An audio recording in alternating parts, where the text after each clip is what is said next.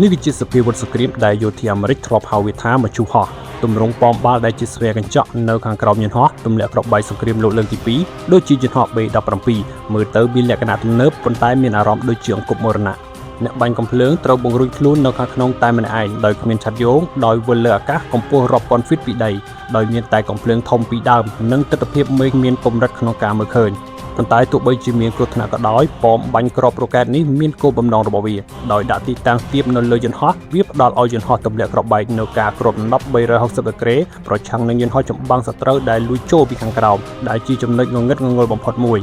ការរចនាបង្រួមរបស់វាអនុញ្ញាតឲ្យមានភាពបត់បែនក្នុងការតម្រង់គោលដៅដ៏ល្អឥតខ្ចោះហើយនៅពេលដែលបើកមុខងារនេះវាអាចតាមដានគោលដៅលឿនដោយមានភាពជាក់លាក់ទោះយ៉ាងណាក៏ដោយវាក៏ត្រូវប្រឈមនឹងគ្រឿងសភាវុធដែលចុះខ្សោយការខូចខាតមេកានិកនិងគ្មានច្រកចេញសង្គ្រោះបន្ទាន់មានន័យថាសូម្បីតែការខូចខាតតិចតួចក៏អាចបិទគប់ជោគវាសនារបស់អ្នកបាញ់កំភ្លើងបានដែរដូចនេះតើប៉មបាញ់គ្រាប់កំភ្លើងធំជាអច្ឆរិយយុទ្ធសាស្ត្រឬជាមជ្ឈុះដែកនៅលើមេឃ